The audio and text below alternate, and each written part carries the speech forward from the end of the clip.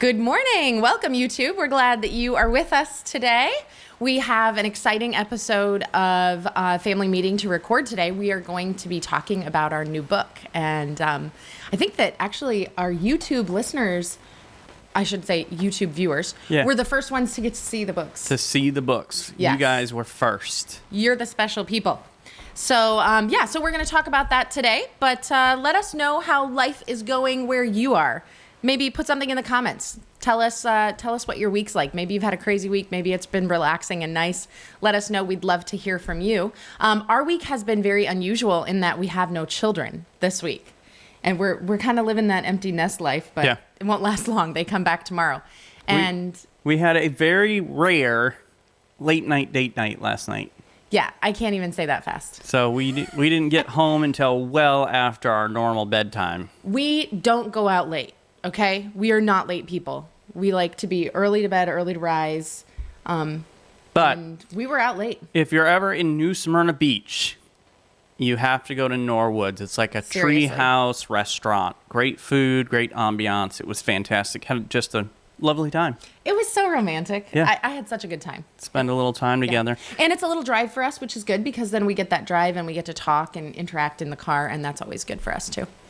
So we also want to encourage you to be a part of our Facebook group. It's a private group. We're working to develop not just a podcast, but a community of families who are supporting and encouraging each other. And just last night, we put on there for asking, how can we pray for your family? Yeah. And seeing the different things that are going on in people's lives so that we can have an opportunity to support and encourage each other.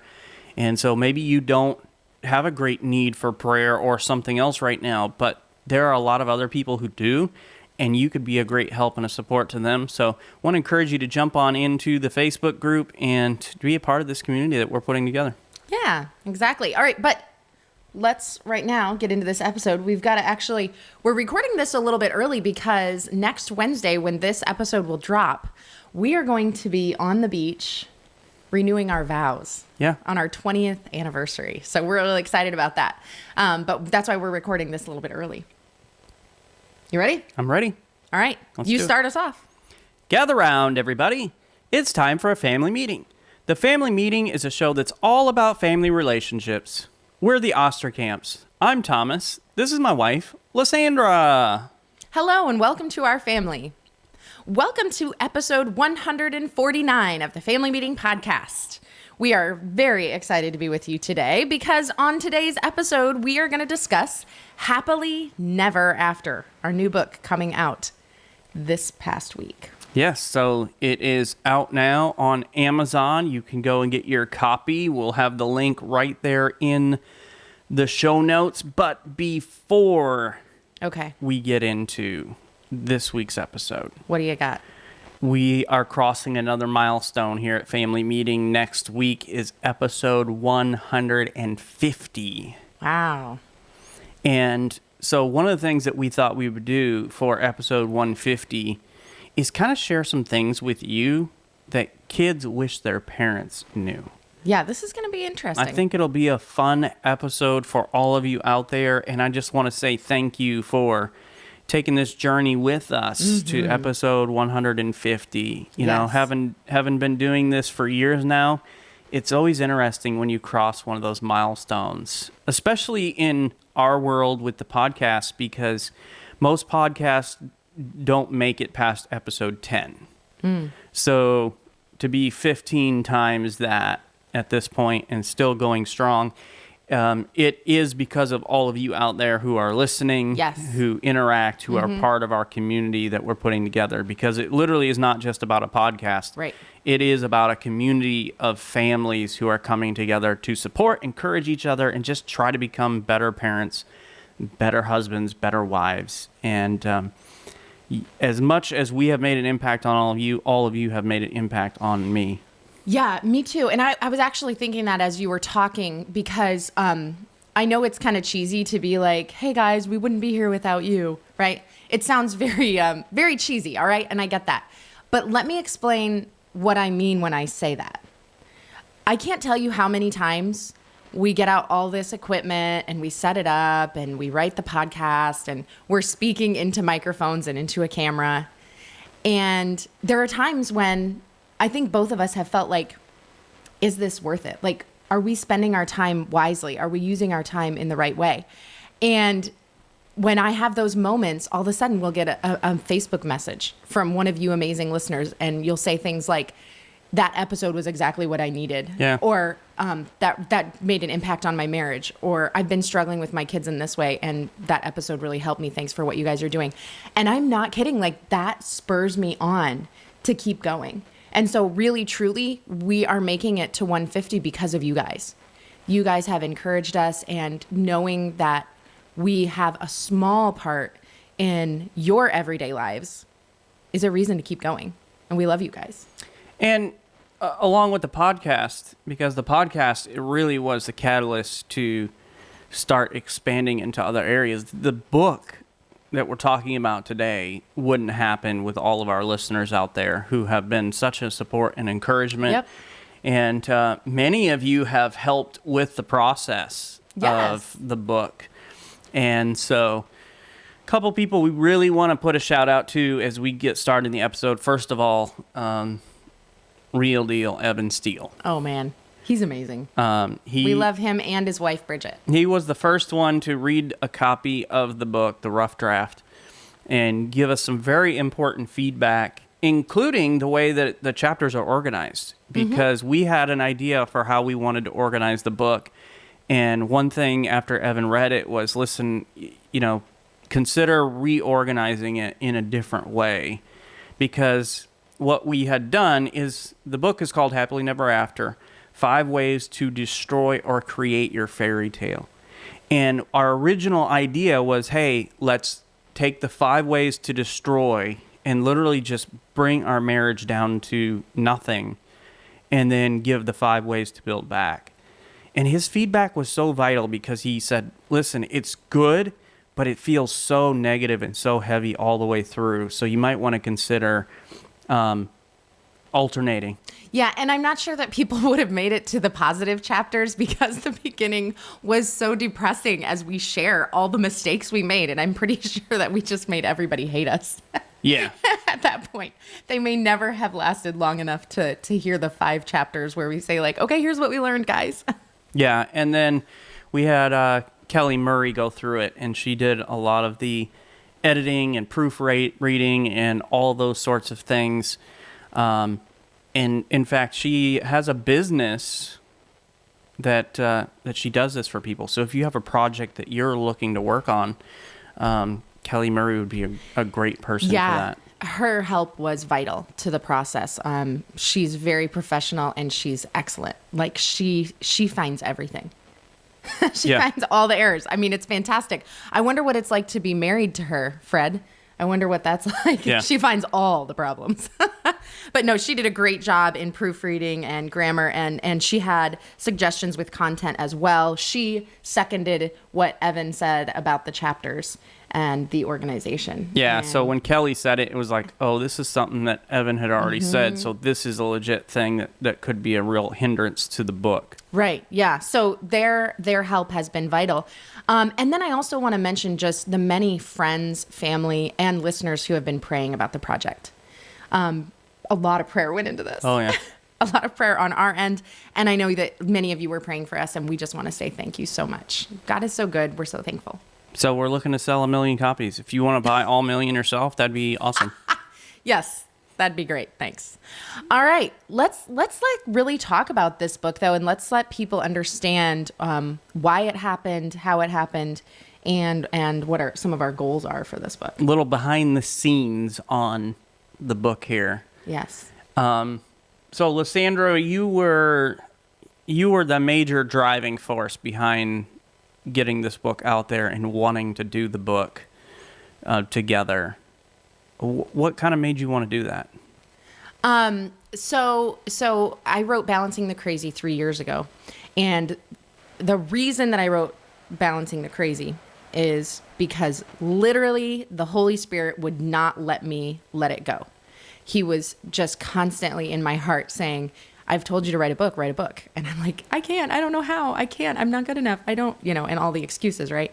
And eventually I gave in to him. And one of the things that I learned before giving into the Holy Spirit and saying it's okay to go ahead and attempt something big that you're afraid to do is I understood for the first time ever after reading the devotional Chase the Lion by Mark Batterson that it's okay to dream and it's okay to have a desire to do something.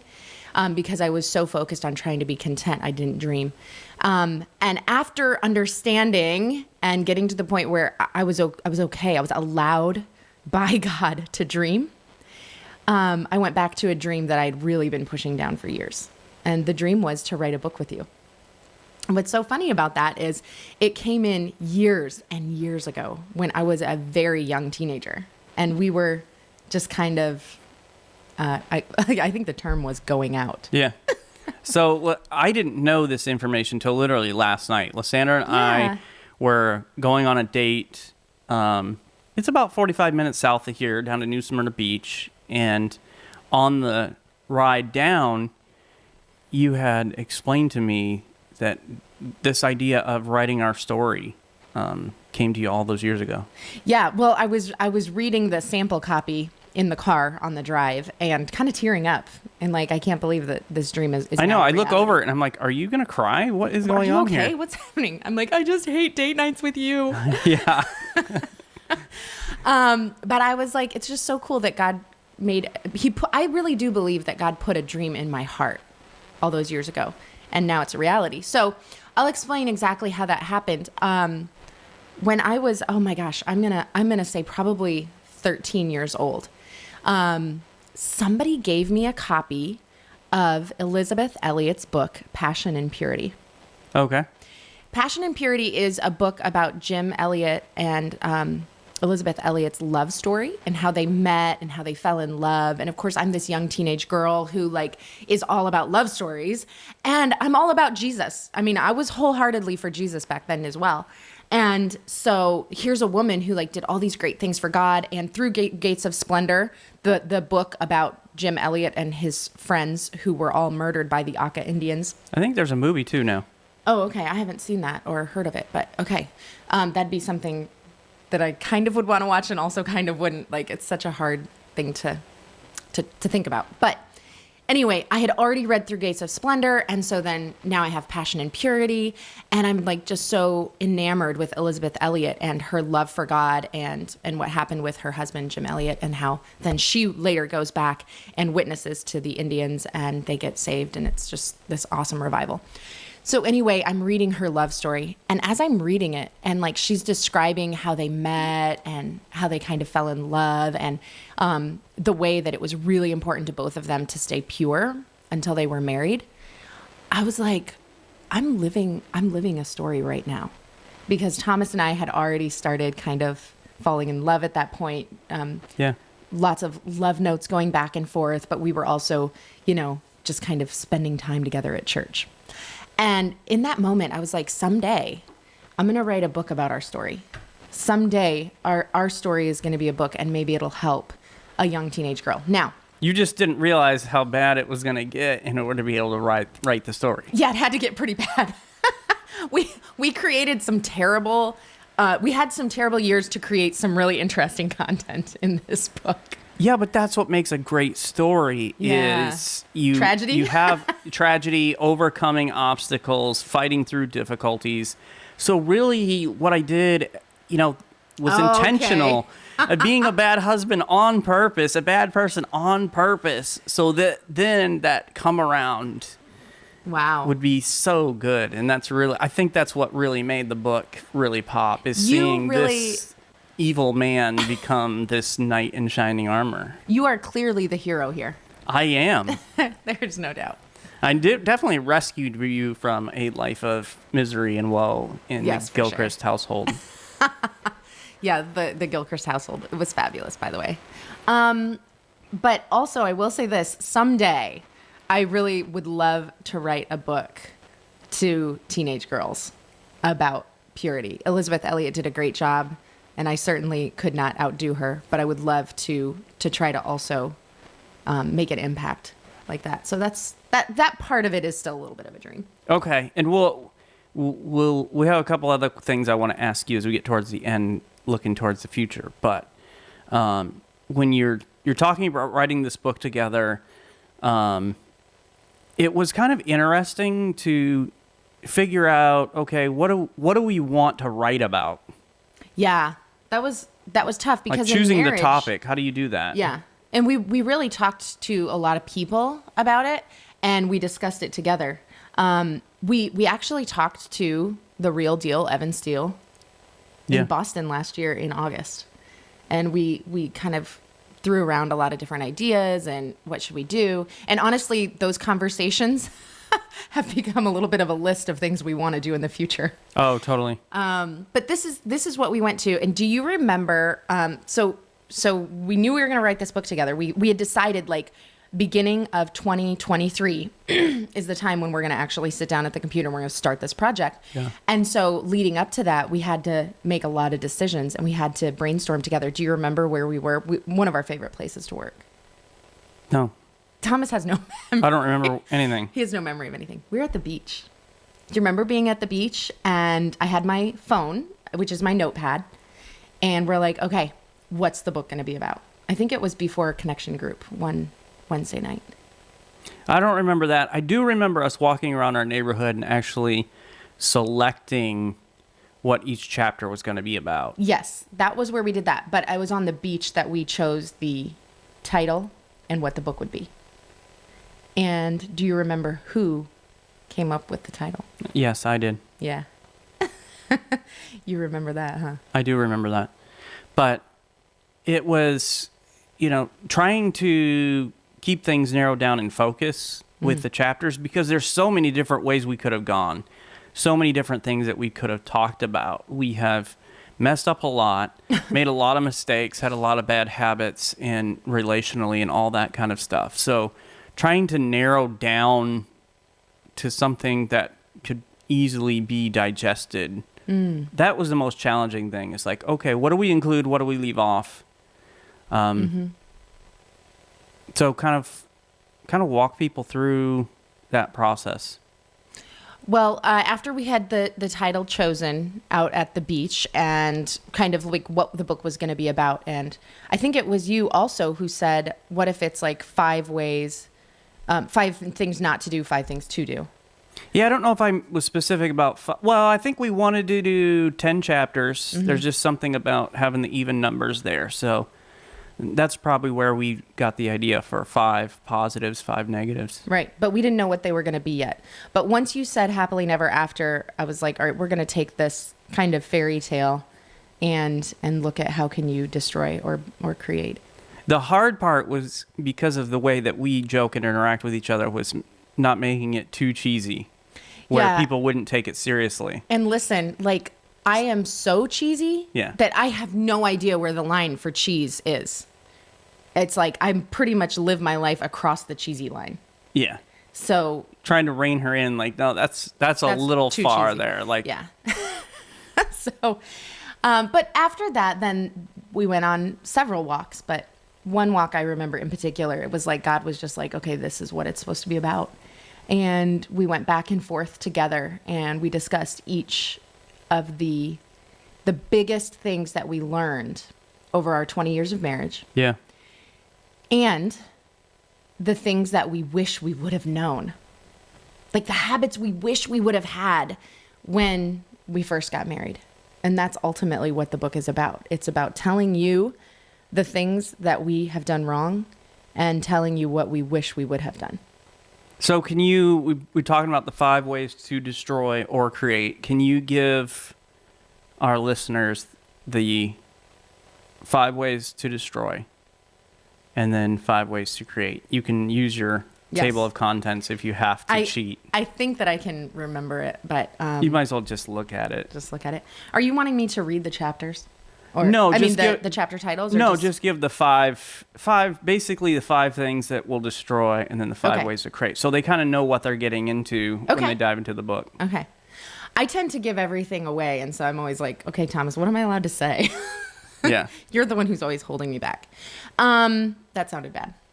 Yeah. You're always I'm holding me holding back. her back. So the first thing to destroy your marriage is to chase your own happiness and make that what your marriage is about. The next one is to set unreasonable expectations. The next one is to fight every fight and be a winner every time. The other one, then number 4, is not accepting who your spouse is and trying to change them. Okay. And then lastly, another area to really mess up your fairy tale is, oh gosh, I'm literally like, I'm out of this. Am I in number 5? Yes. Not acting like a team. So just focusing on yourself and not having that team mentality. Okay. So those are the ways to destroy. And we did all of those things. And we prove it to you by horrible stories of terrible behavior. Yeah. Yeah. So do you want to tell what things that they can do to build their fairy tale, to create it? The positive things, the things that we have learned? Do I? How about if I do? Yeah, why don't you do that? All right, so we're not gonna like chase our own happiness, but we're going to seek God and put Him first. That was definitely the biggest change we made in our marriage, wasn't it? Yeah. And the reason we have it first is because if you get that major domino in place, all the others will start to fall in place. Yeah, exactly. That was the biggest change we made in our marriage, and then these other things kind of came along. And then letting go of expectations, specifically unreasonable expectations. Right, and because some expectations, I mean, you're right to have. Mm-hmm. Give an example of one expectation that... Like, it's a reasonable expectation for your spouse to remain faithful to you. Absolutely. Like, that's a reasonable thing. Right. So it's not good for people to just be like, have no expectations. Yeah. It's okay to have an expectation, but the unreasonable ones, we got to let those go. All right. Not fighting to win, but fighting for resolution and reconciliation. Which was a big change in mindset, especially for me. Yeah. You want to share anything about that? No. It's in the book. He shares a lot in the book about that. Go buy the book right now, Amazon.com. Yeah. Okay, then rather than trying to change your spouse, accept who they are, who they were made to be.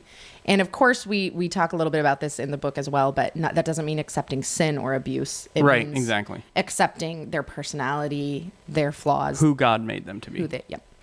And then having a team mentality. So viewing everything that you do as a team, working together, and really building your lives together. So those are kind of a quick summary of each chapter.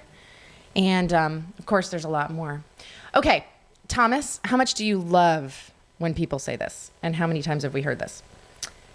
You're so lucky you have a perfect marriage. Or you're so lucky you have a husband like Thomas. Or of course... I agree with that. I agree with all of that. Like, you are very lucky to have a husband like me. Do you ever hear that you're lucky to have a wife like me? I don't think people say that. Oh, all the time. I'm neurotic. No, all the time. Yeah. I hear people say like, "Oh, you're so lucky Thomas treats you like that." And I'm like, "Yep." Yeah. or like, you know, you guys have such a perfect marriage, must be nice. What do you say to that? I mean, we have a great marriage, I think. But it's taken a lot of work. We've made a lot of mistakes, but we made conscious choices to work on our marriage and make it what it can be. So it's not like just some automatic thing that happened. Like, hey, you guys fell in love when you were kids, and it's just been this amazing fairy tale, because it hasn't. And at a lot of times it was hell. Like we struggled, we fought, we didn't see eye to eye, we were going in different directions. But I will say one thing that really kept us together was we took our commitment to each other seriously. Mm-hmm. And I think we just got to a place where it was like, we just can't live like this anymore. So let's make some changes. And what do we need to change? And how can we make those changes? And that's really what we wanted to share with people and get through to people in the book. You can have a great marriage. You can have the type of relationship that you've always wanted. But there's a right way to go about it, and there's a wrong way to go about it. And typically what we do is we all go the wrong way about it, and then we wonder why we never have it. And so we decide, well, I'll just be done. It's just this relationship is impossible, so I'm going to leave this one, and I'm going to find that perfect person that's just for me. So it's a great marriage. It's not perfect. We choose to work on it every day. It's not been easy. But I'm glad we went through all the work and all the effort. Yeah, I am too. And one thing that we wanted to do with this book too is kind of destroy that myth that Thomas and Lysandra are two really good people who got married and have an awesome marriage. Yeah. Like, we aren't good people. I mean, you're not. We together, both individually, separately, and together, are bad people who are very selfish. Well, and what did Paul say? He said, there's none good, no, not one. Exactly. So yeah, that includes me and you. That's right. And we wanted to prove to you that is true. We prove it. We do. And I just hope that you'll listen to the podcast after reading the book.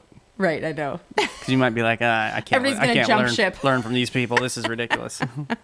Right. And we, like Thomas was saying, we do really enjoy a fabulous marriage right now. But we don't want anyone to think that it just happened and that I can't have that because I'm not them. What we want you to know is you have the tools, namely the Word of God, the Holy Spirit. You have the tools to have a great marriage if you learn from the mistakes that we had, the mistakes that we made. All right, so Thomas, share a little bit about the process of the book, of writing the book. And so we've already talked about how we kind of came up with the idea and the title and everything else and picked the chapters and stuff. But with the busy lives that we have with 4 daughters in volleyball and just homeschooling, and all the stuff, we're leading a church plant, which is basically, for those of you that aren't too familiar with it, it's like a startup business. And with a startup business, same is true of a startup church. Like, it takes a lot of time, a lot of energy, a lot of hands-on, a lot of hours, and not always a lot coming back from that. And so, and we own a paint business where we do painting. Yeah, because it's a startup church and we don't always get paid a lot. Started the painting business to help supplement. We also run an Airbnb for my parents who have a home here. They come and they snowbird here for about 4 months of the year. And when they're not here, we're running their home as an Airbnb and cleaning it and managing it and fixing any problems that happen there. So there's a lot going on in our home. Then you add the podcast and all that kind of stuff. And speaking engagements.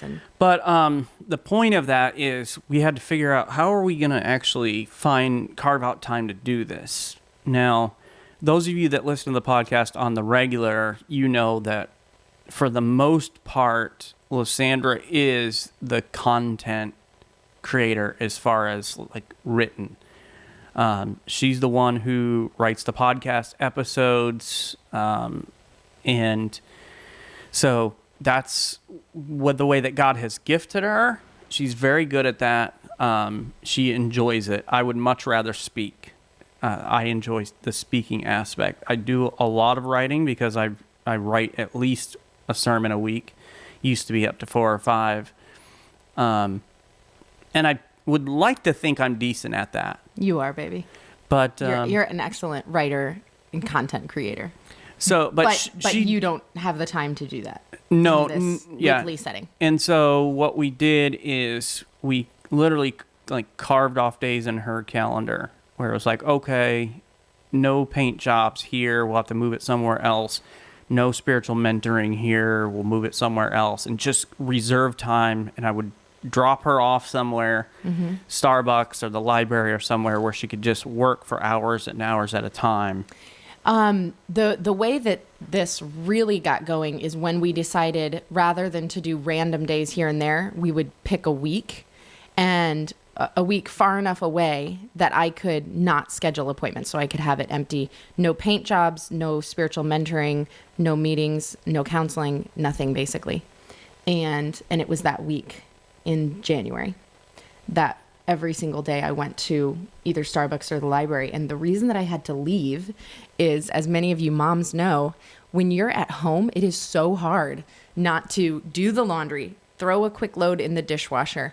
I'll get to that real quick, but before that, I'm going to just really quickly put all these clothes away, or whatever. And it was, and then of course there's the kids.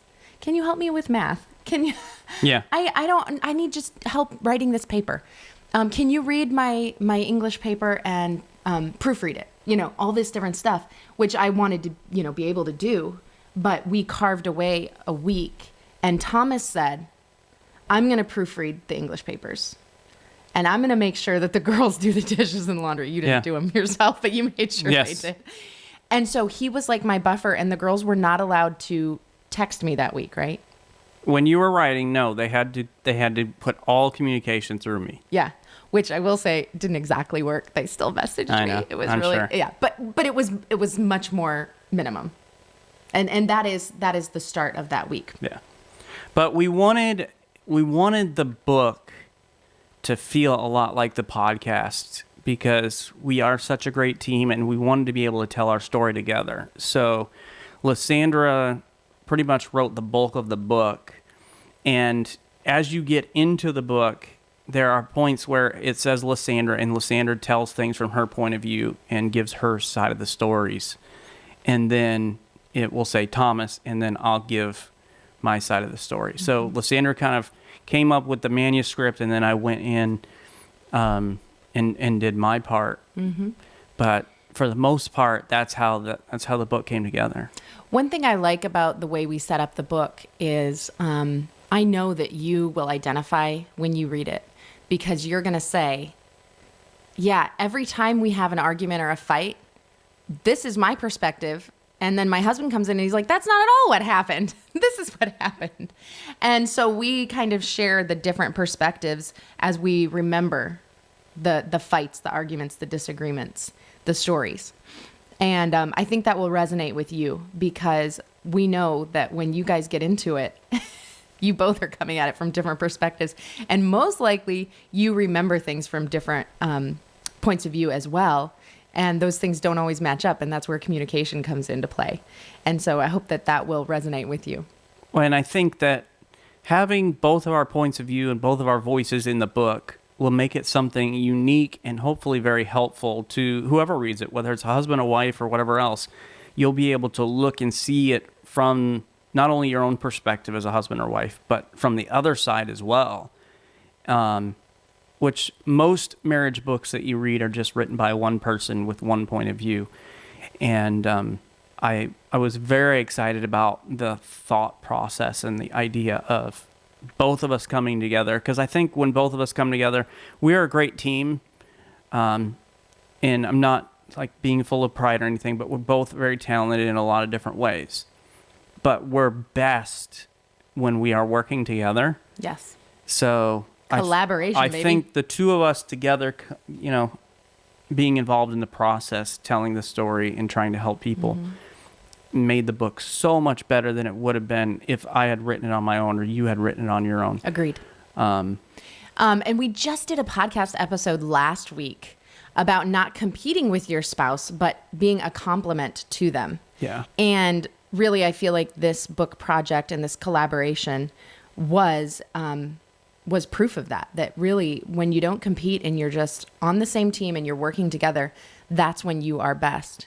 And we did complement one another, even in this book. And we have different skills.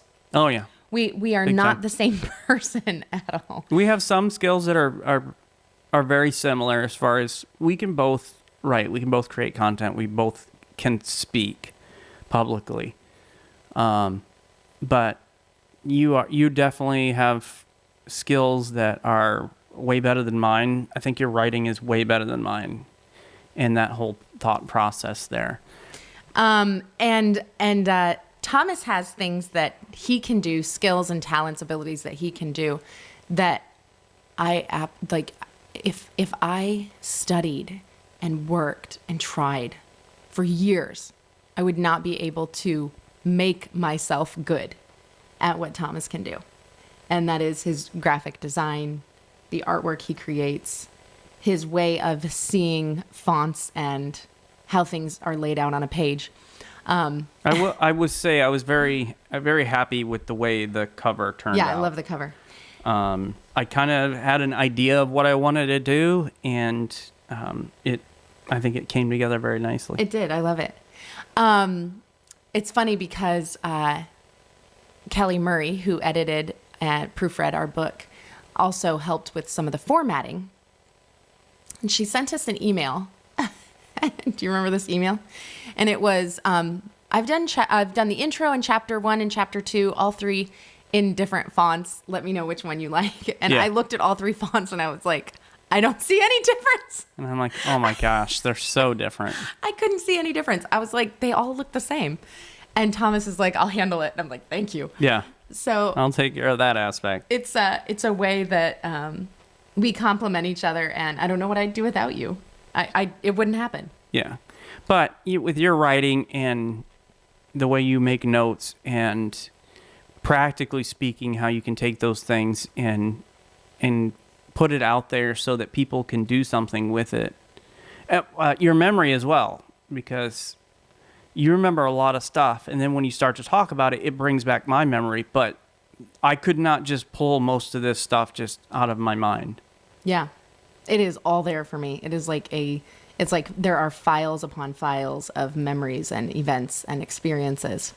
And I mean, I'm all about notes. I have note pages in my phone notebook that are multiple stories and things that have happened and experiences through my life or through our marriage or our parenting where there was a lesson learned. And I kind of have that filed away for future projects.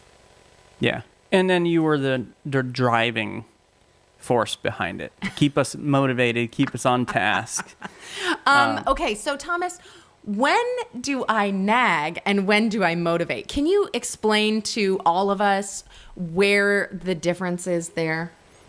I will say, to me, here's the difference to me. Okay. When I have told you, all right, that's good, you don't need to tell me anymore. If you continue on, I look at that as nagging. So that's kind of the barrier for me. So that means men out there, if you have, and maybe it's the man who's nagging. I think that's rare, but it could happen.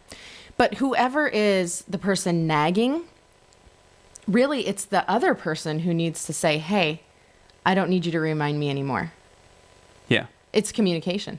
They've got to communicate. Because if you don't tell me when you've had enough reminding, then I don't know to stop and be quiet. But I did need deadlines because we created deadlines. I'm a person who needs deadlines. So we created a deadline to be finished with my edits, so that we could get it to Evan and let him read it. By the end of March, I think, right? Yep. And then to actually get the book out and ready to go, we had to have a deadline. Because to me, it doesn't need to be done until it needs to be done. Yeah. So. And I hate that about you, but yet I understand that's how your mind works and you can't change it. Whereas I am a bull in the chute. The second it's like, okay, we're going to do this project and we're going to start right now. I'm like, all right. And I will put my head to it and I will not think about other things or want to do other things until that task is finished. Yeah. I'm obsessive. And we're kind of talking about that ambition to get the project done. And it brings up this thought in my mind, and I want to ask this to you, Lysandra. I know what the answer is for me, but I want to hear your answer first. And that is, what are your goals for this book? We started this, you had ambition to write the book. What do you want the book to accomplish? What do you hope it accomplishes? All right, everybody, get ready for some Christian cliches. They're coming at you. my first goal is that this would glorify God. And I know that that is just something that people say. But genuinely, from the bottom of my heart, I want God to be pleased with this. I want him to be honored, and I want him to be exalted and lifted up. And we try to do that through the entire book. So that is one of my goals. My other desire for this is that it would help people not only stay married, although that's part of it. Yeah. Like, I really would like to see this book help people stay married. But I really have this heart's desire to see people have awesome marriages, to see people just love their spouse and be friends and have more than just a roommate that you're like working together in life and you're kind of just trying to just go through life. I want to see people have awesome marriages that honor God and are just fantastic to do life together. Because I mean, that's what we've got. That's what we have. And I want it for other people too. And I'm hoping that this will help people to get there. That's my hope. That's my prayer. I feel like it's a really, really big prayer. But I'm just praying that that's what God does with this. How about you? The biggest thing for me is I would like this book to impact generations of people. Mm-hmm. Marriage is, I feel, under a great attack. It's become less and less valuable and important in people's lives. That commitment is just not there. I mean, you look at the rate of marriages falling apart, and that is the example, and that's what we're showing to the next generation. But especially we as Christians, the things that we talk about in the book will apply to anybody, any marriage. If you put them into practice, your relationship will get better. But it bothers me that Christian marriages don't have a better success rate than those who are not Christian. Mm-hmm. Agreed, yes. And part of that has to do with the things that we talk about in the book. So if we, as married couples, can show our kids a better way, a different way, a way of commitment and fulfillment, and that marriage is not something to hold you back. It's not some miserable thing where you never get sex and you never get happiness and all this stuff. If we can show them that there is a different way that's the exact opposite of that, that's when it can start to impact generations.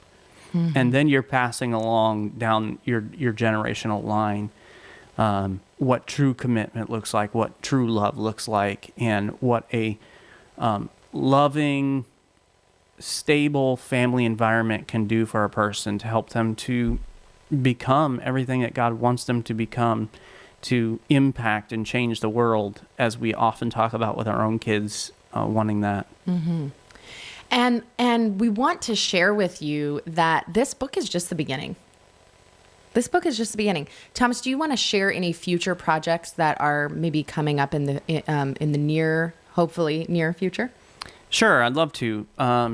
We do have plans to expand Family Meeting beyond just the podcast. We do want to get into some books and some other things. We're looking to set up marriage coaching, parent coaching, things like that. But also set up some courses that you can take, whether you could take them as an individual.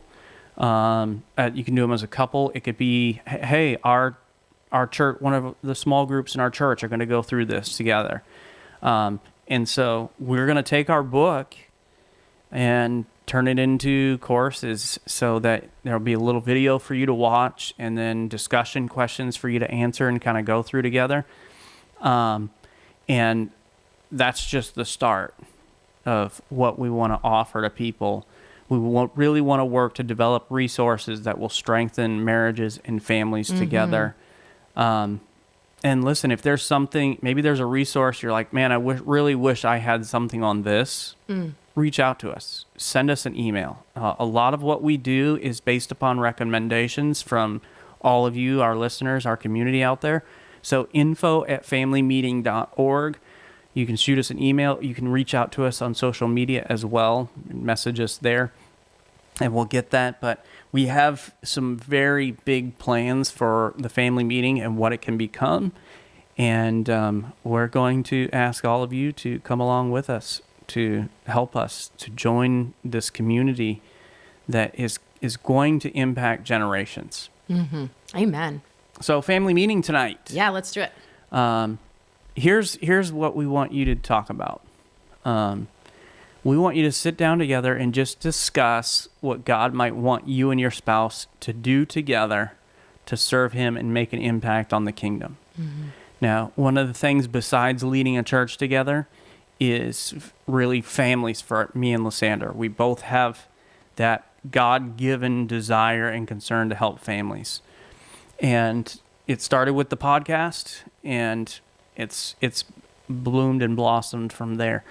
But what is it for you and your spouse? What does it look like for you to come together to collaborate, not just to build up stuff for yourself, but to make an impact on the lives that are around you for our Savior? And so think about what your talents are, what your abilities, what are the passions that God has given to you. I think all the things that God has created us to be, he's made it that way for a specific purpose so that we can make an impact for him. So it doesn't matter if it's a hobby, maybe it's golf, maybe it's whatever. How can you take and use that to make an impact for the kingdom? Mm-hmm. Thanks for joining us today, friends. Go and subscribe to the Family Meeting Podcast from your favorite podcast provider. And if you found this information helpful, please share this episode on social media and invite your friends and family to listen in with you. To find more content information Lysandra and I provide, you can go to our website, familymeeting.org, or email us at info@familymeeting.org. If you'd like to shoot us a text or call us, you can send a voice message at 904-257-3062. And we want to invite you to join us for episode 150 next week. Crazy to think about that. Yes. 150. 150, and we are going to share some parenting tips. We want to talk about the things that your kids wish you knew. So, kids listening, make sure your parents get a hold of episode 150, because they're going to become better parents. Yeah. Once they know the things they don't know that they need to know, then they'll know it. Mm-hmm. And you know what that'll do? Make them better parents. Well said. Yeah, I'm a wordsmith. Yes, you are. Thanks for joining us today for this family meeting. Have a great week, everybody. Go buy the book. This meeting is adjourned. Smooth, baby. Yeah. He's a marketing genius. Yeah, I got to put that plug in there. That's great. The key is giving people what to do. Got to give them the action step. The action step this week for all of you, go buy the book and leave a review. 5 stars, preferably. Yeah, only good reviews, please. Yeah, don't leave the 1 stars. 5 stars. So do that. Thanks for joining us on YouTube this week, you guys. I hope that you have a fantastic week, and I hope that God shows you exactly what you as a couple are supposed to be doing to serve him. Seriously, go buy it now.